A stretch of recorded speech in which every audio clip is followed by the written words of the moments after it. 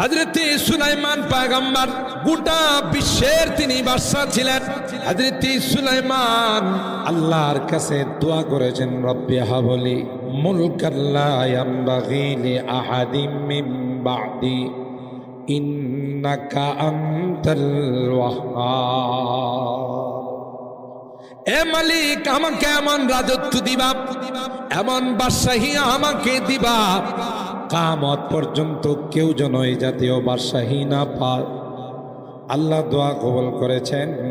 হযরতে সুলাইমান পয়গম্বর এত বড় রাজা বাদশাহ হওয়া সত্ত্বেও, এত অর্থের মালিক হওয়া সত্ত্বেও সুলাইমান নিজেকে কখনো মিসকিন ছাড়া কিছুই বলতো না।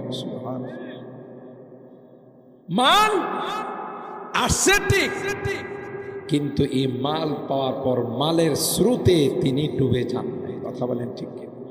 মালের স্রোতে ভেসে যান নাই।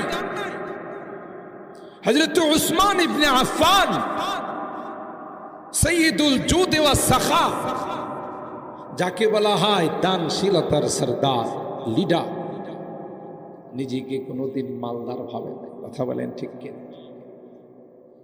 মালেরা আগার বাহার দি বাসি হামুদ নি'মা মালুন সালিহুন খান্দাস রাসূল। আল্লাহর হাবিব বলেন, ব্যক্তিটা যদি ভালো হয়